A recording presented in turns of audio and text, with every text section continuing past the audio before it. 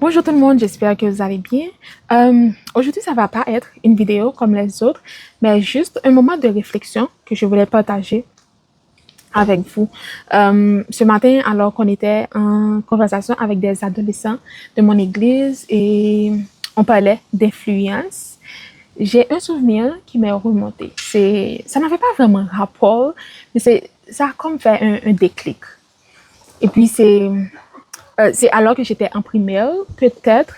Euh, pour les Haïtiens, vous allez comprendre, j'étais en élémentaire 2 ou moyen 1. Donc, entre les 11 ans ou 12 ans, ou peut-être 10 ans, qu'importe. Donc, à ce moment-là, on allait avoir un examen. Mais avant, on avait eu un cours comme une révision. Et puis, au moment où l'examen allait commencer, on devait remettre nos livres à l'intérieur. Mais moi, sincèrement, je ne sais pas ce qui s'est passé, mais j'ai laissé mon livre. Le professeur a commencé à distribuer les feuilles d'examen. Et alors que c'était le moment de commencer, je me suis rendu compte que mon livre était encore à l'extérieur. Et là, j'ai un peu paniqué. Déjà que j'étais une enfant assez réservée, assez timide, qui s'inquiétait toujours de ce que les autres pensaient.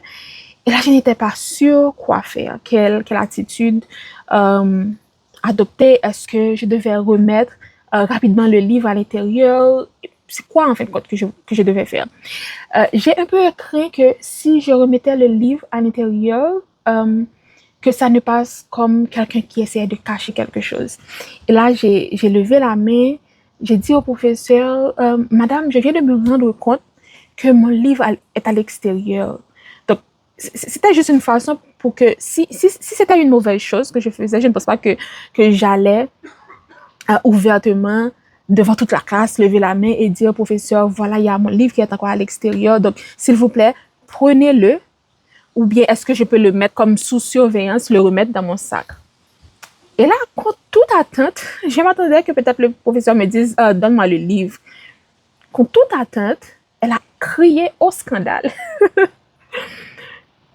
Et le pire, elle est allée comme appeler tous les autres professeurs de l'étage pour venir voir Mélissa qui est en train de tricher.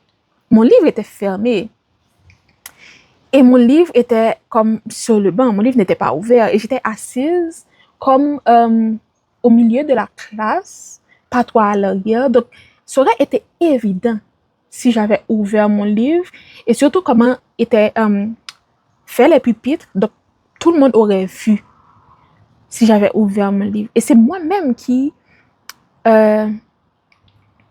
indiquait que mon livre était encore à l'extérieur. Et le pire, c'est que la plupart de ces professeurs connaissaient ma maman. Et là, elles étaient en train de crier au scandale, oh Mélissa, toi qui es si intelligente, toi qui es une si bonne élève, comment est-ce que tu peux oser faire un truc pareil? On est déçus.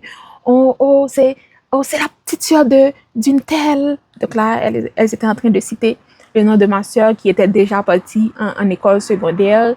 Oh, c'est la sœur d'une telle, c'est la fille d'une telle, comment est-ce qu'elle peut le faire? Et là, j'ai tellement eu honte ce jour-là.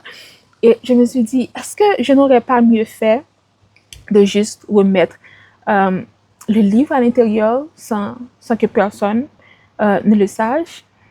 Et ça m'est revenu, alors que je parlais d'influence, c'est justement par rapport au fait que certaines fois, on se trouve dans des situations et que on a ses valeurs à soi, on a ses convictions, et puis on a quand même peur, certaines fois, comme de les défendre, d'en parler ouvertement, de les partager aux autres. C'est comme, OK, c'est mon histoire, c'est mes valeurs, je n'ai pas à les imposer aux autres, je n'ai pas à les dire ouvertement. Je peux facilement comprendre qu'on ne veuille pas comme imposer ses croyances, ses opinions, ses valeurs personnelles aux autres.